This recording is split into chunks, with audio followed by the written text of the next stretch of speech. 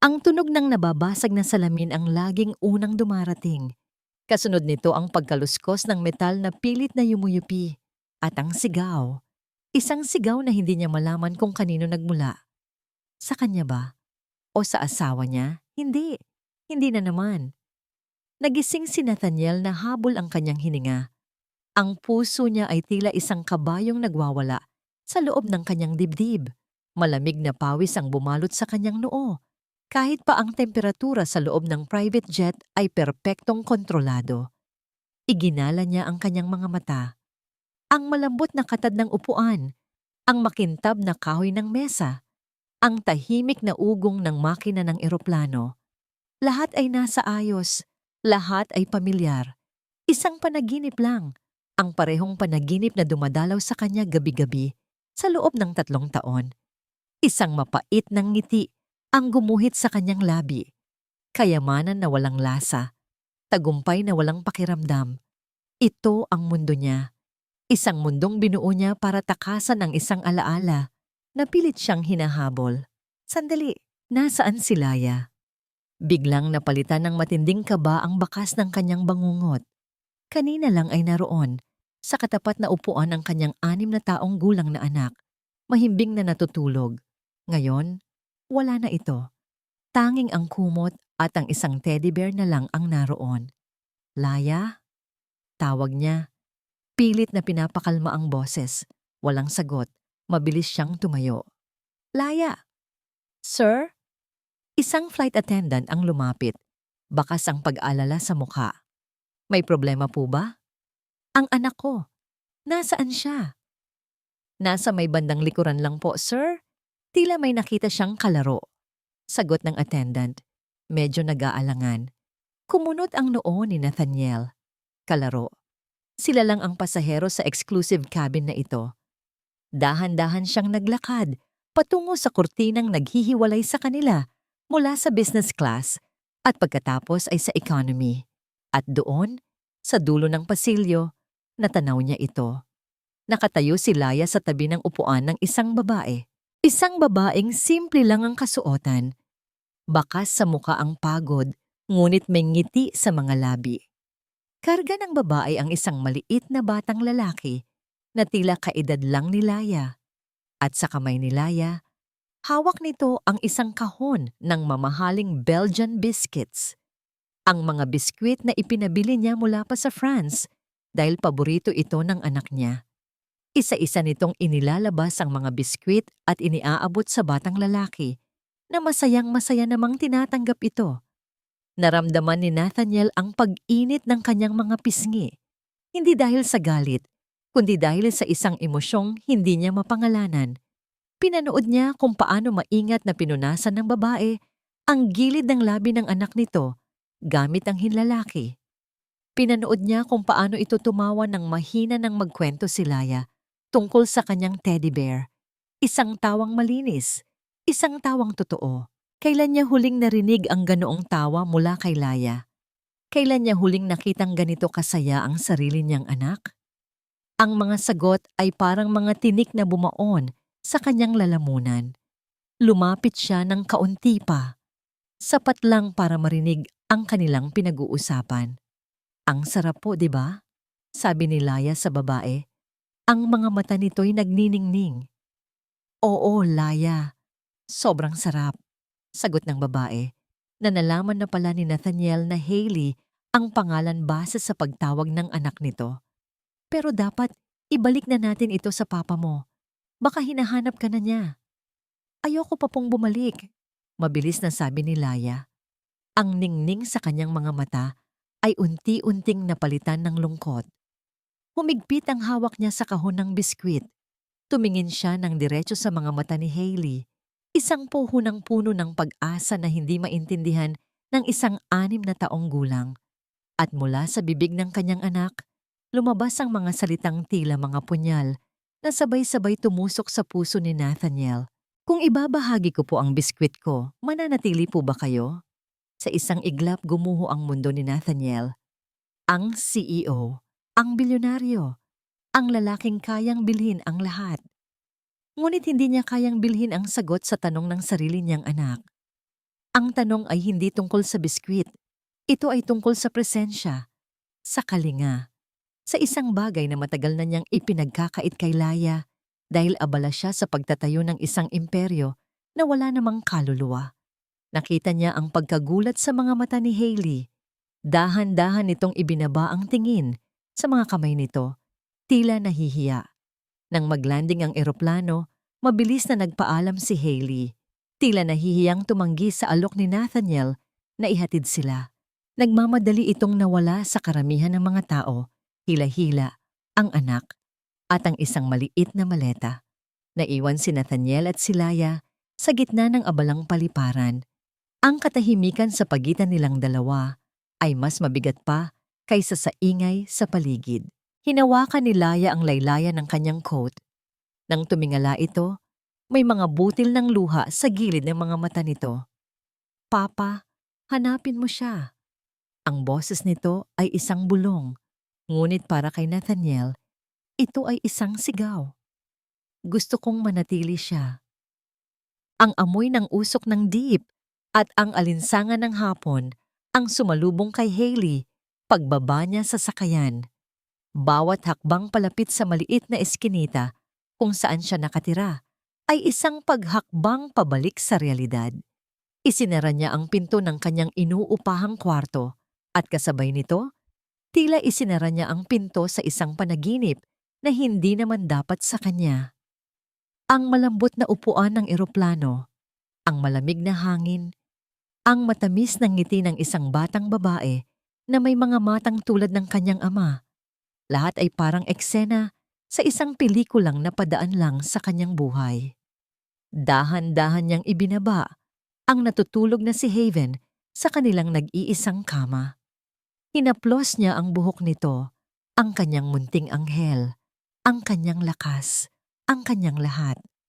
Para sa batang ito, titiisin niya ang lahat. Para sa kanya, haharapin niya ang bawat umaga. Habang pinagmamasdan ang payapang mukha ng anak, naramdaman niya ang pag-vibrate ng kanyang cellphone sa bulsa. Isang pamilyar na kaba ang gumapang sa kanyang dibdib. "Jiang Hailey, paalala lang po para sa upa ninyo ngayong linggo. Salamat." Napabuntong hininga siya. Pinatay niya ang screen na para bang sa paggawa niyon ay mabubura rin ang problema. Ang kita niya sa paglalabada at paminsan-minsang paglilinis ng bahay ay sapat lang para sa pagkain at gatas ni Haven. Ang upa ay laging isang laban na kailangan niyang ipanalo linggo-linggo. Hindi niya maiwasang isipin ang lalaki sa eroplano. Si Nathaniel. Ang amoy ng kanyang pabango ay amoy mayaman. Ang relo sa kanyang kamay ay marahil katumbas na ng 1 taon nilang upa. Ang mga biskwit na alok ng anak nito ay mas mahal pa siguro sa kinikita niya sa 1 buwan. Ipinilig niya ang kanyang ulo. Hindi siya pwedeng mag-isip ng ganito. Isang anino mula sa nakaraan ang biglang bumisita sa kanyang isipan. Ang mukha ni Marco. Ang matatamis nitong mga salita, mga pangakong binitiwan sa ilalim ng buwan. "Babalik ako, Hailey. Pangako. Ayusin ko lang ang lahat sa pamilya ko." Hindi na siya bumalik. Ang tanging iniwan nito ay isang durog na puso at isang buhay na nabubuo sa kanyang sinapupunan. Natutunan niya ang leksyon sa pinakamasakit na paraan. Ang mga taong tulad nila, mayayaman, makapangyarihan, ay nabubuhay sa ibang mundo. At sa mundong iyon, ang mga taong tulad niya ay mga laruan lang na pwedeng iwanan kapag napagsawaan na. "Pes, tulala ka na naman dyan." Bungad ng kaibigan niyang si Rina. Nakakapasok lang sa kwarto, dala ang isang supot ng pandesal. "Wala to." Pilit ng ngiting sabi ni Hailey. "Napagod lang siguro sa biyahe." "Anong wala? Nakita ko kaya mula sa bintana kanina. Isang magarang kotse ang huminto sa tapat ng building natin. Akala ko may shooting ng teleserye." Biro ni Rina. Hindi pa man nakakasagot si Hailey, isang mahinang katok ang narinig nila sa pinto. Nagkatinginan sila ni Rina, parehong nagtataka.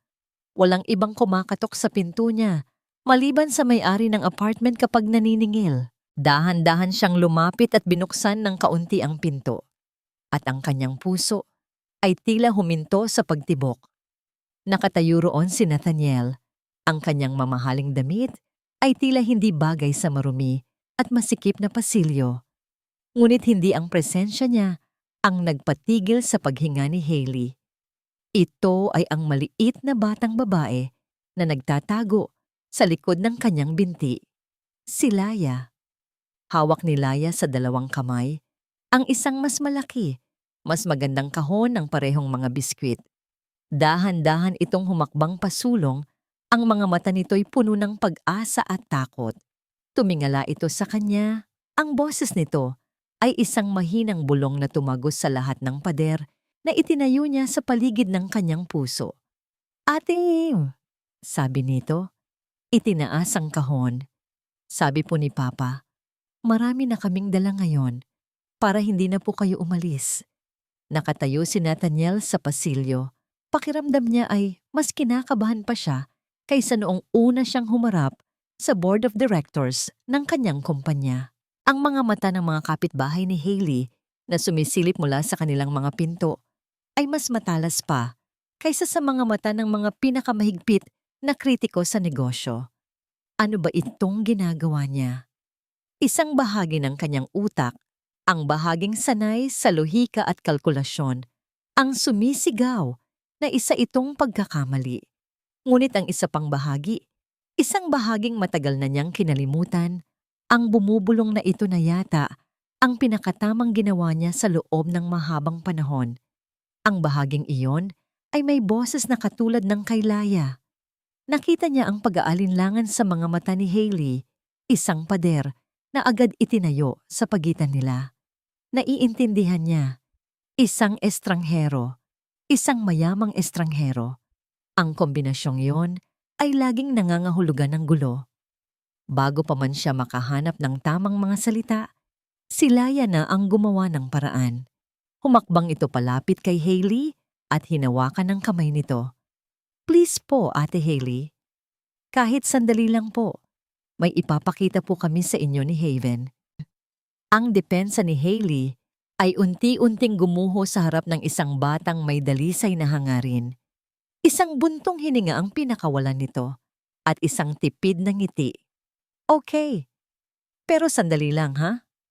Ang sandali lang na yon ay dinala sila sa isang lugar na hindi pa napupuntahan ni Hailey at Haven kahit sa panaginip. Isang malawak na amusement park sa labas ng syudad. Walang ibang tao, walang mahabang pila, walang ingay at siksikan. Ang buong parke ay para sa kanila. "Ipinasara ko para sa atin," simpleng sabi ni Nathaniel na agad niyang pinagsisihan nang makita ang reaksyon ni Hailey. Imbes na mamangha, tila mas lalo itong hindi naging komportable. Ang suot nitong simpleng maong at puting t-shirt ay tila sumisigaw na hindi siya kabilang dito.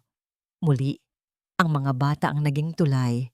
Nang makita ni Laya at Haven ang dambuhalang karusel, sabay silang tumakbo papalapit dito na may malakas na tawanan. Ang tunog ng kanilang purong kaligayahan ay tila musika na nagpabago sa buong paligid. Sumunod sila. Habang umiikot ang carousel, nakita ni Nathaniel ang sarili niyang nakatingin lang sa kanila. Kay Hailey, na ginagabayan si Haven sa pag-upo sa isang kabayong pambata. Kay Laya, na kumakaway sa kanya sa bawat pagdaan. "Sumakay ka na rin, sir," sigaw ng operator na binayaran niya para sa buong araw. Nag-alangan siya. Kailan ba ang huling beses na sumakay siya sa ganito? 10 taon? 15? "Halika na, Papa," sigaw ni Laya. Napilitan siyang umakyat. At dahil puno na ang ibang kabayo, ang tanging bakante na lang ay ang nasa tabi ni Hailey. Umupo siya roon. Pakiramdam niya ay isa siyang higanteng hindi marunong kumilos. Ang kanyang business suit ay tila isang costume na hindi angkop sa lugar. "Hindi ka marunong?" tanong ni Hailey. May bahagyang nangiti sa labi. Umiling si Nathaniel, nahihiya. "Hawakan mo lang dito," sabi ni Hailey, itinuturo ang gintong tubo. "At hayaan mo lang ang sarili mo. Minsan, Masarap maging bata ulit. Sinunod niya. At habang umiikot sila, sa saliw ng masayang musika, isang bagay na kakaiba ang nangyari. Naramdaman niya ang pagluwag ng buhol sa kanyang dibdib. Isang ngiti ang sumilay sa kanyang labi. Isang totoong nangiti. Hindi pilit. Hindi para sa mga kamera ng media. Ang buong hapon ay napuno ng mga ganoong sandali.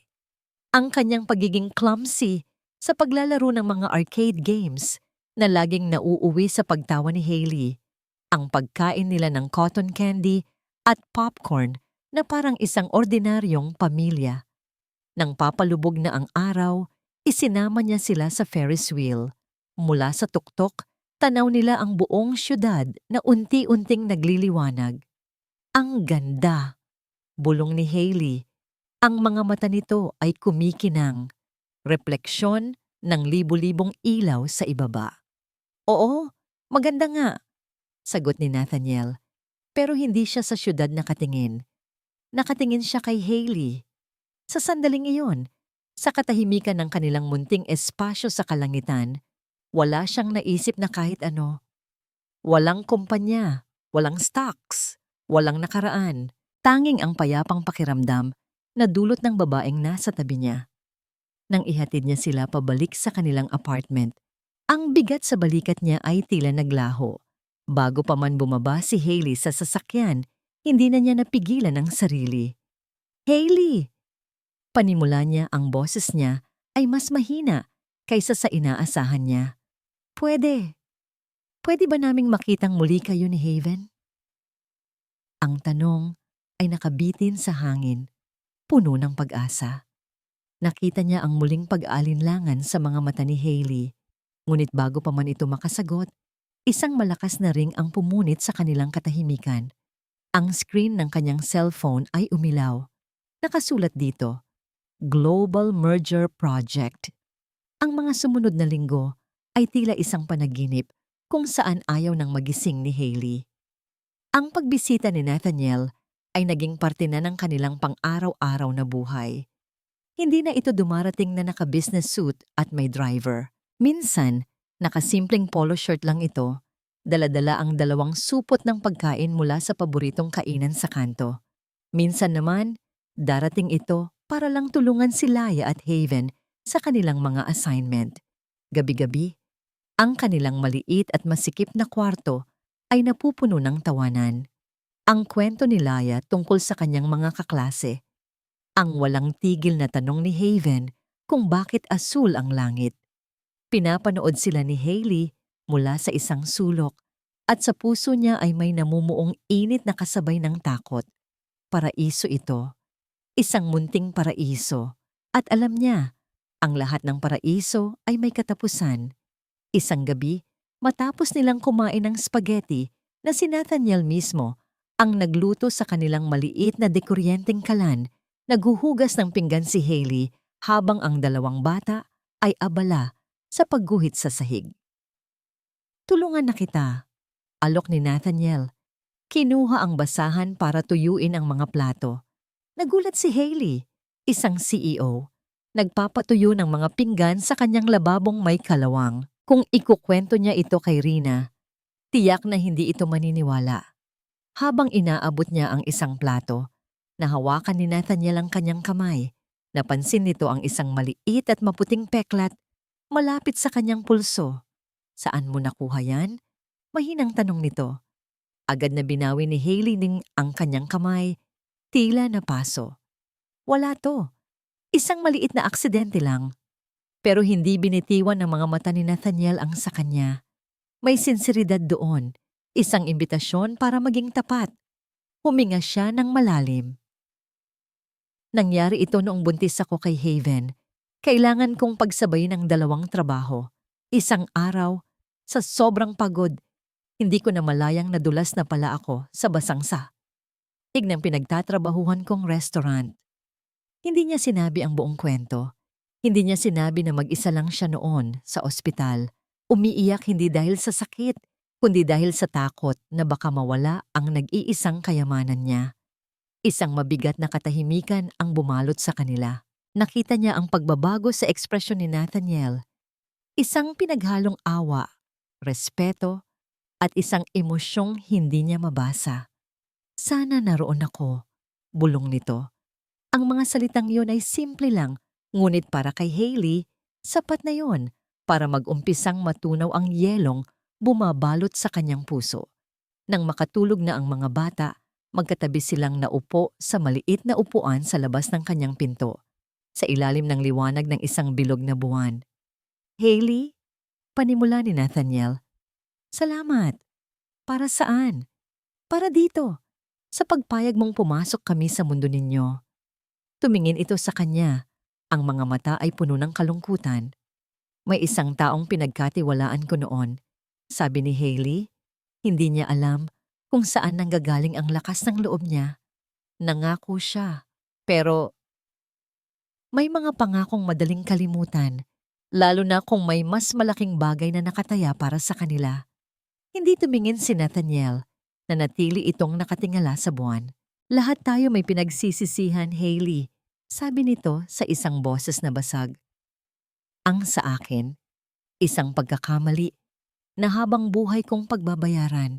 Isang desisyon na ginawa ko dahil inuna ko ang trabaho kaysa sa kung ano ang tunay na mahalaga.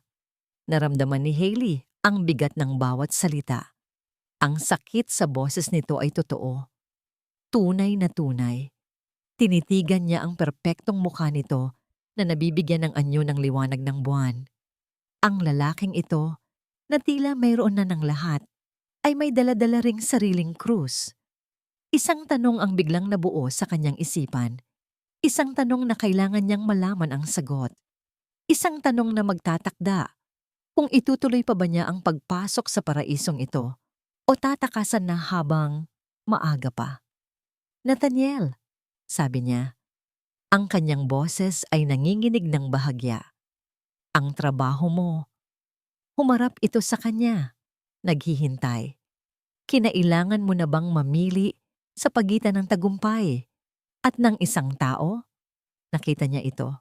Isang mabilis na kislap ng matinding sakit sa mga mata ni Nathaniel. Tila isang sugat na bigla niyang nahiwa. Bago ito nakasagot, ang maskara ng CEO ay bumalik sa mukha nito, ngunit huli na. Nakita na niya. Nakatayo si Nathaniel sa harap ng isang silid na puno ng mga pinakamakapangyarihang tao sa mundo ng negosyo. Ang liwanag mula sa projector ay tumatama sa kanyang mukha, ngunit hindi siya nasisilaw. Ang kanyang boses ay kalmado, puno ng awtoridad, habang ipinapaliwanag niya ang mga huling detalye ng pinakamalaking merger sa kasaysayan ng kanyang kumpanya. This is not just a merger, deklara niya. Ang kanyang boses ay umalingaw-ngaw sa malawak na boardroom.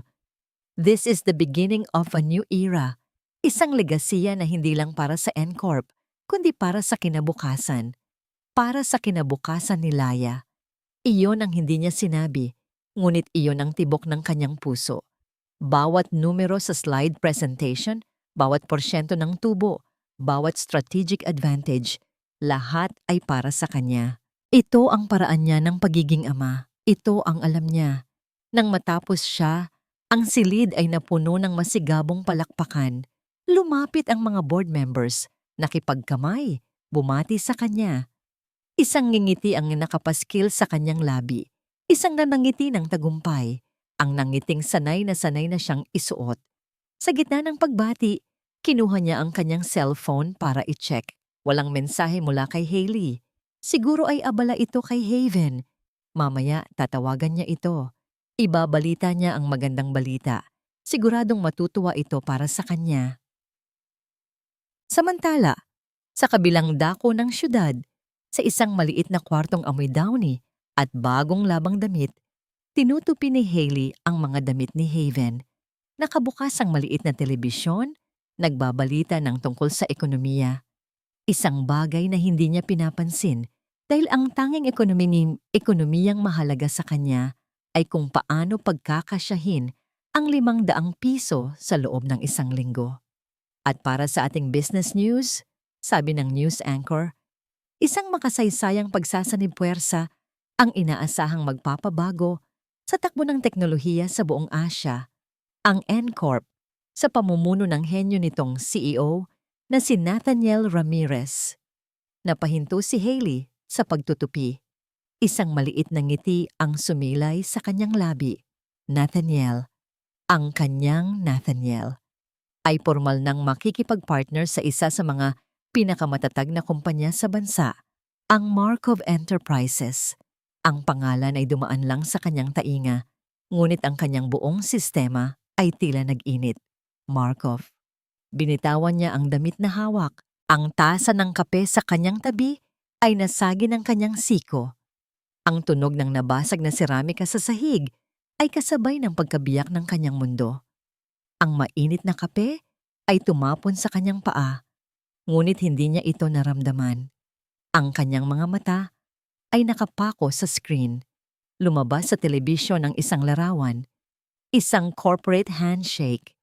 Sa isang panig, ang mga kinatawan ng kumpanya ni Nathaniel. At sa kabilang panig, isang matandang babae na may malamig na ngiti, si Doña Esmeralda. At sa tabi nito, isang pamilyar na lalaki na nakangiti sa kamera, isang mukhang gusto na niyang kalimutan. Ang ama ni Haven, si Marco. Ang pangalan ng kumpanya, Markov Enterprises, ay tila isang pangungutya. Nanginginig ang mga kamay ni Hailey habang dinadampot ang kanyang cellphone. Kailangan niyang marinig ang boses ni Nathaniel. Kailangan niyang marinig mula sa kanya na hindi ito totoo, na isa lang itong masamang panaginip. Dinial niya ang numero nito. Ring, ring, ring. You have reached the voicemail of Nathaniel Ramirez. I am currently in an important meeting. Isang importanteng meeting. Pinutol niya ang tawag. Nanlalabo ang kanyang paningin dahil sa mga luhang nagbabadyang tumulo. Kasabay nito, isang tunog ng mensahe ang narinig niya mula sa kanyang cellphone. Isang unknown number. Binuksan niya ito, isang litrato. Kinuha ito sa isang magarang restaurant. Nakaupo si Nathaniel sa isang mesa, tumatawa ng malakas. Ang mukha ay puno ng saya na hindi pa niya nakikita noon. At sa tapat niya, nakikitawa, ay si Marco. Ang larawan sa kanyang cellphone, ang pangalan sa balita, ang mukha ni Marco. Ang lahat ay paulit-ulit na umiikot sa isipan ni Hailey na parang isang sirang plaka. Hindi siya nakatulog buong gabi. Ang bawat anino sa kanyang kwarto ay tila nagiging multo ng nakaraan, bumubulong ng mga salitang, "Sinabi na namin sa'yo, huwag kang magtiwala." Kinaumagahan, habang sinusubuan niya ng lugaw si Haven, isang hindi pamilyar na ingay ang naririnig niya mula sa labas. Hindi ito ang karaniwang ingay ng mga nagtatawa ng bata o nag-aaway na magkapitbahay. Ito ay ang tahimik na ugong ng isang mamahaling makina. Sumilip siya sa bintana. Isang itim na kotse, makintab na tila isang salamin, ang nakaparada sa kanilang eskinita. Ang mga tsismo sa kanto ay nagbubulungan, ang mga mata nila'y nanlalaki. Isang pamilyar na kaba ang muling gumapang sa puso ni Hailey, pero hindi ito ang kaba na nararamdaman niya kapag dumarating si Nathaniel. Ito ay malamig, matulis. Bumukas ang pinto ng kotse. Isang driver na nakauniforme ang lumabas at magalang na binuksan ang pinto sa likuran. At mula roon, lumabas ang isang babae. Nakasuot ito ng isang eleganteng bestida. Ang buhok ay perpektong nakaayos. Ang mga alahas ay kumikinang kahit sa ilalim ng kulimlim na langit. Ang mukha nito ay pamilyar. Ang mukhang nakita niya sa telebisyon kagabi, si Doña Esmeralda, ang ina ni Marco. Naramdaman ni Hailey na nanlamig ang kanyang mga kamay. Binuhat niya si Haven, niyakap ng mahigpit na para bang iyon ang tanging sandata niya laban sa panganib na papalapit. Ilang saglit lang. Isang mahinahon, ngunit may awtoridad na katok ang narinig niya sa pinto. Huminga siya ng malalim bago ito buksan. "Magandang umaga," bati ng matandang babae. Ang nangiti nito ay kasing perpekto ng kanyang mga perlas, ngunit ang mga mata nito ay kasing lamig ng yelo. Iginala nito ang tingin sa loob ng maliit na kwarto ni Hailey, mula sa mga nakasampay na damit hanggang sa lumang sopa. Isang tinging puno ng hindi maitatagong pandidiri na pilit tinatakpan ng pagiging sibilisado. "Sino po sila?"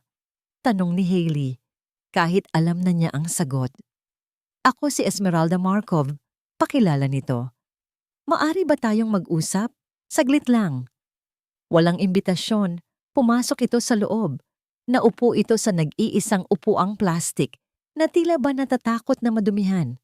"Isang magandang bata," sabi nito. Tumingin kay Haven na nagtatago sa likod ni Hailey. Ngunit walang bahid ng pagmamahal sa boses nito. "Anong kailangan ninyo sa akin?" Diretsang tanong ni Hailey.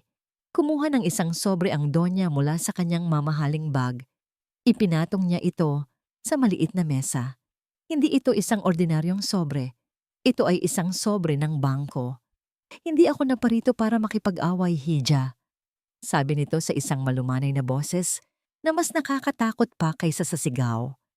"Naparito ako para mag-alok ng solusyon. Alam kong mahirap ang buhay. At si Nathaniel, may malaki siyang kinabukasan sa unahan niya. Ang pagsasanib ng aming mga kumpanya ay napakahalaga." "Ano ang kinalaman ko diyan?"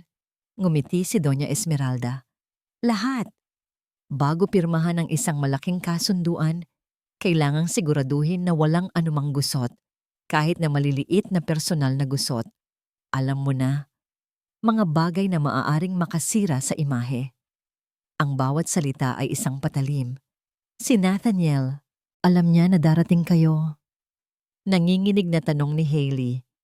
Hindi na kailangang malaman ng isang lalaking tulad ni Nathaniel ang mga maliliit na detalye. Sagot ng Donya, umiiwas sa tanong. Ang mahalaga sa kanya ay ang resulta, ang maayos at malinis na resulta. Itinulak nito ang sobre palapit kay Hailey. "Buksan mo." Sa nanginginig na mga kamay, binuksan ito ni Hailey. Sa loob, isang tseke. Ang mga numero ay tila sumasayaw sa kanyang paningin. 1,000,000 piso. Naramdaman niya ang pagbilis ng kanyang paghinga. 1,000,000. Sapat na para makabili ng isang maliit na bahay. Sapat na para sa pag-aaral ni Haven. Sapat na para takasan ang kahirapang ito. Sa isang iglap, nag-alinlangan siya. Napatingin siya kay Haven. Ang kinabukasan ng kanyang anak, nasa piraso ng papel na yon. Ngunit nang tumingin siya sa mga mata ni Doña Esmeralda, nakita niya ang tagumpay dito. Ang kasiguraduhan na lahat ng tao ay may presyo. At sa sandaling iyon, ang pag-aalinlangan ay napalitan ng galit. Isang galit na nagmula sa kailaliman ng kanyang pagkatao bilang isang babae at bilang isang ina. Dahan-dahan niyang kinuha ang tseke. Tinitigan niya ito. Pagkatapos, sa harap ng nagulat na si Doña Esmeralda, pinunit niya ito sa dalawa. At muli, hanggang sa maging maliliit na piraso na lang ito. "Ang pagmamahal ko," sabi ni Hailey. Ang boses niya ay kalmado ngunit matatag. "At ang anak ko ay hindi nabibili." Ang nangiti sa mukha ni Doña Esmeralda ay naglaho. Tumayo ito. Ang kanyang postura ay puno ng bagsik. Isang malamig na tawa ang kumawala sa mga labi nito. Isang hangal na dalaga. Naglakad ito patungo sa pinto.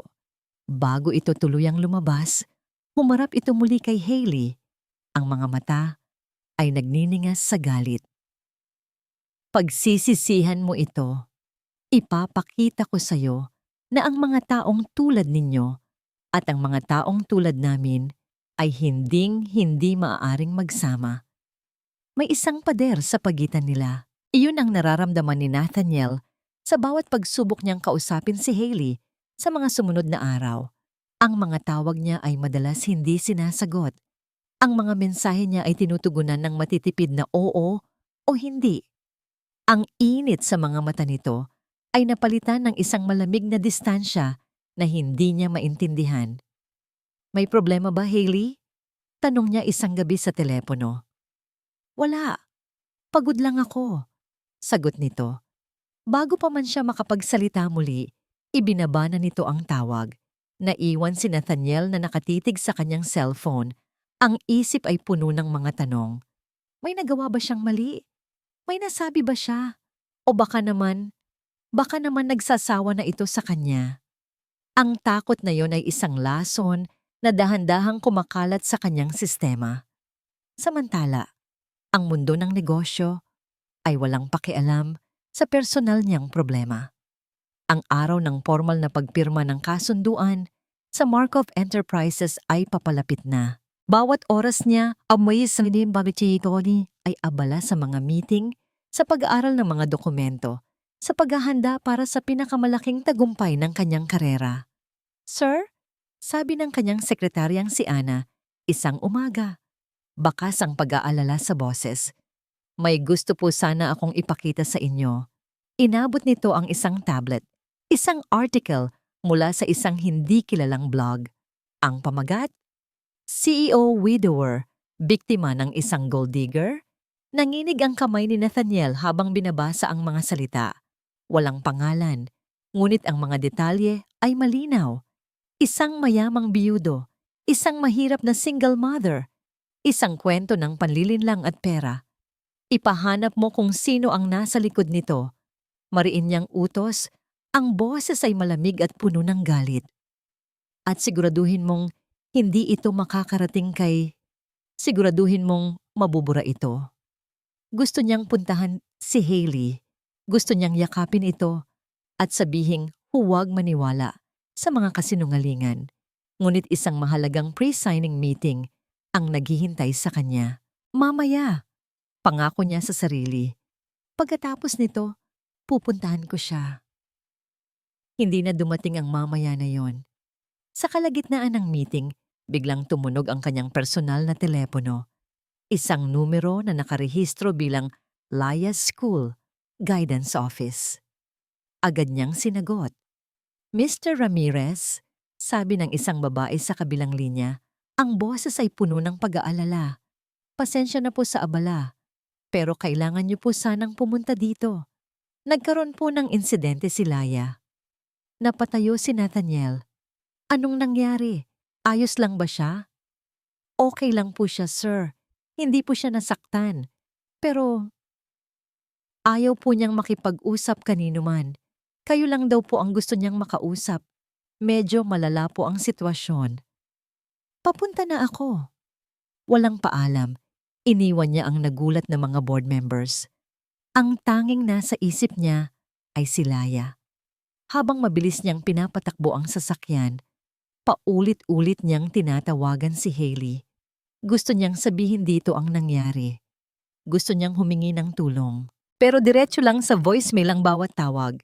Pagdating niya sa eskwelahan, sinalubong siya ng isang nagtatakang guro. Sir Ramirez, anong ginagawa ninyo dito? Si Laya, nasaan siya? Tinawagan ako ng guidance office. Kumunot ang noo ng guro. Po?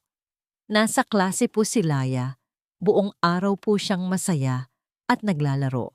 Wala pong anumang insidente. Isang malamig na kaba ang gumapang sa buong katawan ni Nathaniel. Pinakita niya ang numero sa kanyang telepono. Hindi po iyan ang numero ng aming opisina, sir. Pakiramdam ni Nathaniel ay binuhusan siya ng isang baldeng yelo. Isang patibong. Sino ang gagawa nito? At bakit? Muli niyang sinubukang tawagan si Hailey. Voicemail pa rin. Ang kaba ay napalitan ng matinding takot. Pinaharurot niya ang sasakyan patungo sa apartment ni Hailey. Hindi alintana ang trapiko. Bawat segundo ay tila isang oras. Pagdating niya, halos takbuhin na niya paakyat sa hagdan. Kumatok siya ng malakas. Hailey! Buksan mo to! Hailey! Walang sagot. Sinubukan niyang pihitin ang doorknob. Bukas, dahan-dahan niyang itinulak ang pinto. Ang amoy ng downy at lugaw ay wala na. Napalitan ito ng amoy ng kawalan. Ang kwarto ay walang laman. Ang mga damit sa sampayan ay wala na. Ang mga laruan ni Haven sa sahig ay wala na. Ang mumurahing kaldero sa kalan ay wala na. Tila isang magnanakaw ang pumasok at ninakaw hindi ang mga gamit, kundi ang buhay sa loob ng kwartong yon. Nanginginig, Muli niyang kinuha ang kanyang telepono. At sa pagkakataong yon, isang mensahe ang pumasok. Mula kay Hailey, isang maikling pangungusap. Lahat ay kasinungalingan. Huwag mo na akong hahanapin. Bumagsak ang cellphone mula sa kanyang kamay. Lumikha ng isang malakas na tunog sa sahig ng tahimik at walang lamang silid. Ang katahimikan sa loob ng kwarto ay masakit sa tainga. Tanging ang mahinang paghingalang ng natutulog na si Haven ang maririnig. Isang payapang tunog sa gitna ng isang digmaang nagaganap sa loob ng dibdib ni Hailey. Hawak niya ang cellphone. Ang screen ay nagliliwanag pa rin sa mukha ni Nathaniel sa video. Ang kanyang boses, na dati musika sa pandinig niya, ngayon ay lason na dahan-dahang kumakalat sa kanyang buong sistema. Alisin ang lahat ng personal na sagabal. Personal na sagabal, napapikit siya ng mariin. Iyon pala siya. Iyon pala ang tingin sa kanila ni Haven. Isang problema na kailangang ayusin. Isang bato sa sapatos na kailangang alisin para sa isang malinis at makinis na daan patungo sa tagumpay. Hindi galit ang una niyang naramdaman, kundi isang malalim at nakakamanhid na lungkot. Ang pakiramdam ng isang hangal, isang tanga na nagkamali sa pangalawang pagkakataon. Ipinagkatiwala niya ang basag niyang puso sa isang lalaking kapareho lang pala ng unang dumurog dito. Ang pinagkaiba lang, mas magaling magtago ng tunay na kulay si Nathaniel. Mas matamis magsalita, mas mapanlinlang, wala nang luhang tumutulo. Tila naubos na ang lahat sa loob ng ilang minuto. Ang natira na lang ay isang malamig at matigas na desisyon. Tumayo siya. Ang bawat galaw niya ay walang ingay. Walang pag-aalinlangan. Inilabas niya ang kanilang nag-iisang maleta mula sa ilalim ng kama. Binuksan niya ang aparador. Una niyang kinuha ang mga damit ni Haven. Maingat niya itong tinupi. Bawat isa ay may alaala ng kanilang simpleng buhay. Sunod ang mga damit niya. Mga damit na nilabhan at pinlansya ng may pag-asa sa puso. Ngayon, mga basahan na lang ang mga ito na simbolo ng isang kasinungalingan. Natigilan siya nang makita ang kumot na ginamit ni Nathaniel noong huling beses itong nag-overnight dahil ginabi na sa paglalaro kasama ang mga bata. Naiiwan pa rin dito ang bahagya nitong amoy. Ang amoy ng seguridad. Ang amoy ng isang pangarap. Sa isang iglap ng kahinaan, gusto niya itong sunugin. Gusto niya itong itapon. Ngunit sa huli, kinuha niya ito at marahas na isiniksik sa maleta. Isang paalala ng sakit na dadalhin niya saan man siya magpunta. Hindi siya nagsulat ng sulat. Hindi siya nag-iwan ng kahit anong paliwanag. Ang mga taong nang iiwan ay hindi karapat-dapat sa anumang paliwanag. Kinuha niya ang kanyang cellphone. Nanginginig ang kanyang mga daliri habang tinitipa ang mga salita. Bawat letra ay isang patak ng lason na ibinabalik niya. Lahat ay kasinungalingan. Huwag mo na akong hahanapin. Pinindot niya ang send. Walang pag-aalinlangan. Pagkatapos, pinatay niya ang telepono at inilagay sa pinakailalim ng kanyang bag. Dahan-dahan niyang binuhat ang natutulog na si Haven. Idinantay niya ang ulo nito sa kanyang balikat. Aalis na tayo, anak, bulong niya. Hahanap tayo ng lugar kung saan totoo ang mga tao. Habang hila-hila niya ang maleta sa madilim na pasilyo, isang huling sulyap ang ibinigay niya sa pinto ng kanilang apartment. Isang pinto na minsang nagbukas sa isang paraiso. Isang pinto na isinasasara na niya ngayon magpakailanman. Ang tunog ng malakas na pagkatok ang pumuno sa tahimik na pasilyo. Hailey! Buksan mo to! Hailey, mag-usap tayo! Sigaw ni Nathaniel, ang puso niya ay kumakarera dahil sa takot at pagkalito. Nang walang sumagot, sinubukan niyang pihitin ang doorknob. Nagulat siyang hindi ito nakalock. Dahan-dahan niyang itinulak ang pinto. Ang katahimikan sa loob, ang unang sumalubong sa kanya. Isang katahimikang hindi normal. Walang amoy ng nilulutong pagkain. Walang tunog ng naglalarong bata. Walang kahit ano. Pumasok siya. Ang kanyang mga paa ay tila bumibigat sa bawat hakbang. Ang kwarto ay malinis, masyadong malinis. Ang mga damit sa sampayan ay wala na. Ang mga tsinelas sa tapat ng pinto ay wala na. Ang mga drawing ni Nalaya at Haven na nakadikit sa pader ay wala na. Binuksan niya ang aparador. Isang malawak na kawalan ang sumalubong sa kanya. "Hailey?" Tawag niya muli. Ang boses niya ay isang desperadong bulong. Umaasa siyang nagtatago lang ito. Umaasa siyang isa lang itong masamang biro. Napaluhod siya sa sahig. At doon, sa ilalim ng kama, may nakita siyang kumikinang.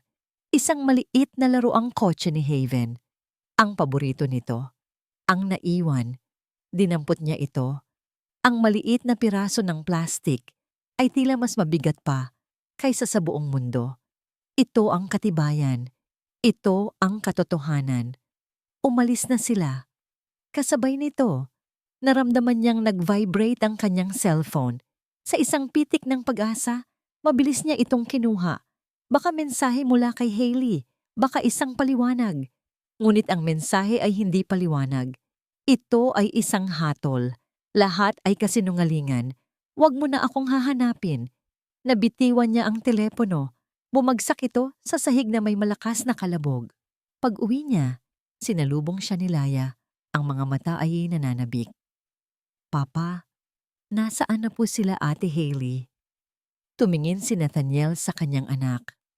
Ang sakit ng pagkawala ni Hailey ay pinatungan pa ng sakit ng pagkabigo sa sarili niyang anak. "Umalis na sila, anak." Nakita niya ang unti-unting pagbagsak ng mga balikat ni Laya. Ang ningning sa mga mata nito ay naglaho, napalitan ng pamilyar na anino ng kalungkutan. Isang aninong pilit niyang binubura sa loob ng 3 taon. Tumingala si Laya sa kanya. Ang mga luha ay nagsisimula ng mamuo. Ang boses nito ay basag. "Umalis na rin po ba sila? Katulad ni Mama?" Ang tanong na yon ay isang punyal na bumaon ng diretso sa puso ni Nathaniel. Sinira ang anumang natitira pa sa kanya. Sa gitna ng kanyang pagkasira, isang email ang pumasok sa kanyang telepono mula sa kanyang sekretarya. Ang subject, "Confirmation from Doña Esmeralda." Binuksan niya ito. Binasa niya ang mga salita.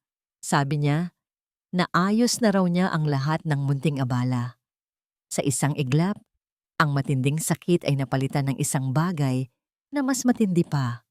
Isang malamig at nakakapasong galit. Paano niya sasabihin? Paano niya ipapaliwanag ang isang bagay na kahit siya ay hindi maintindihan? Nakatitig siya sa mga mata ng kanyang anak, mga matang puno ng pag-asa na unti-unti nang napapalitan ng pagkalito. Ang tanong ni Laya ay nakabitin sa hangin, mas mabigat pa kaysa sa katahimikan sa loob ng kanilang malaking bahay. "Anak," panimula niya, ang boses niya ay garalgal. "Hindi ko alam." Sa unang pagkakataon, inamin niya sa sarili niya at sa kanyang anak ang katotohanan. Siya, si Nathaniel Ramirez, ang CEO na laging may sagot sa lahat, ay hindi alam ang gagawin. Ang pag-amin na yon ang tila gumising sa kanya. Hindi. Hindi pwedeng ito na ang wakas. Mayroong mali. May isang piraso ng puzzle na nawawala. Tumayo siya. Isang bagong determinasyon ang pumalit sa kanyang pagkagapi. "Magbihis ka, Laya. Ihahatid kita sa bahay ng tita mo. May kailangan lang ayusin si Papa." Matapos ihatid si Laya, bumalik siya sa kanyang opisina sa bahay. Ang utak niya, nasanay sa paglutas ng mga komplikadong problema sa negosyo, ay nagsimulang gumana. Ang emosyon ay isinantabi muna niya. Ngayon, kailangan niya ng luhika, kailangan niya ng datos. Binuksan niya ang kanyang laptop. Ang unang tiningnan niya ay ang email mula sa kanyang sekretarya. Ang email na dumating bago ang lahat ng gulo. "Sir, nais lang kumpirmahin ni Doña Esmeralda ang schedule para sa signing bukas." Sabi niya, naayos na raw niya ang lahat ng munting abala. Munting abala. Ang mga salitang iyon ay tila isang kidlat na tumama sa kanya. Personal na sagabal, munting abala. Parehong tunog, parehong layunin. Isang malamig na galit ang nagsimulang umakyat mula sa kanyang sikmura. Kinuha niya ang telepono. "Ana," sabi niya sa kanyang sekretarya. Ang boses niya ay kalmado, ngunit may nakatagong bakal. "Kanselahin mo lahat ng appointments ko. May ipapagawa ako sa'yo at sa buong team. I want it done overnight. Walang tulugan." Nagsimula ang isang operasyong kasing tindi ng paghahanda nila para sa merger. Una, ipinahanap niya ang pinagmulan ng tawag mula sa guidance office. Sa loob ng isang oras, nakuha ng kanyang tech team ang sagot. Isang burner phone, binili gamit ang cash, at huling ginamit malapit sa gusali ng Markov Enterprises. Pangalawa, ipinahanap niya ang pinagmulan ng blog article. Mas mahirap ito, ngunit hindi imposible. Bago maghating gabi, mayroon na siyang pangalan. Isang bayarang blogger na may connection sa PR firm na handle ng Markov Enterprises. Pangatlo, ipinakuha niya ang lahat ng CCTV footage sa paligid ng apartment ni Hailey sa loob ng nakaraang linggo. At doon, sa isang malinaw na kuha, nakita niya ito. Ang itim na kotse, ang pagbaba ni Doña Esmeralda, ang pagpasok nito sa gusali, ang huling piraso, ang pinakamasakit sa lahat. Ipinagawa niya ng buong background check si Hailey, isang bagay na hindi niya ginawa noon dahil gusto niyang respetuhin ang pribadong buhay nito. At lumabas ang lahat. Ang buong pangalan ng ama ni Haven, Marco Antonio Markov. Napasandal si Nathaniel sa kanyang upuan, tila sinuntok sa sikmura. Ang lahat ay nagkonekta na. Ang merger, ang pananakot, ang pag-alis ni Hailey. Hindi ito nagkataon lang. Ito ay isang plano, isang marumi at malupit na plano. At siya, sa kanyang pagkabulag sa tagumpay, ay naging instrumento para saktan ang babaeng mahal niya. Tumingin siya sa isang litrato sa kanyang mesa. Ang nakangiting mukha ng kanyang yumaong asawa. Naalala niya ang gabi ng aksidente. Ang pagtatalo nila. Ang huling sinabi nito sa kanya, "Nathaniel, ang trabaho laging nariyan, pero kami, ang pamilya mo, hindi." Mga salitang hindi niya pinakinggan. Mga salitang naging dahilan ng kanyang habang buhay na pagsisisi. Kinuha niya ang litrato, hinaplos ang mukha sa larawan. Patawad, bulong niya. Ang mga luha ay nagsimula nang mamuo sa kanyang mga mata. Patawad, kung ngayon ko lang naintindihan. Sa pagkakataong ito, gagawin ko na ang tama. Kinuha niyang muli ang telepono. "Ana, ihanda mo ang presentation para bukas. Pero, gumawa ka ng bago. I-email ko sa'yo ang mga detalye." Kinaumagahan, sa grand ballroom ng isang 5-star hotel, ang lahat ay nakahanda na.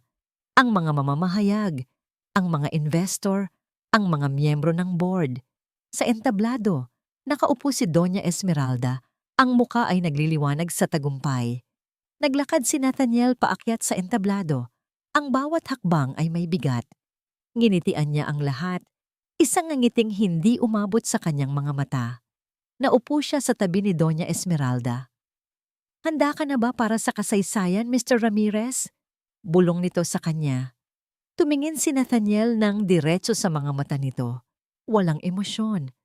Tumayo siya at lumapit sa podium. Kinuha niya ang mikropono. Ang buong silid ay tumahimik, naghihintay. "Magandang umaga sa inyong lahat." Panimula niya, ang kanyang boses ay malinaw at matatag. Bago tayo pumirma, huminto siya. Hinayaang mabitin sa hangin ang kanyang mga salita. Iginala niya ang kanyang tingin sa buong silid at huling huminto sa nagtatakang mukha ni Doña Esmeralda. "May isang katotohanan na kailangan niyong lahat malaman. Isang katotohanan tungkol sa tunay na halaga ng kontratang ito." Ang katahimikan sa loob ng ballroom ay halos nakakabingi. Ang lahat ng mga mata ay nakatuon kay Nathaniel, naghihintay, nag-aabang.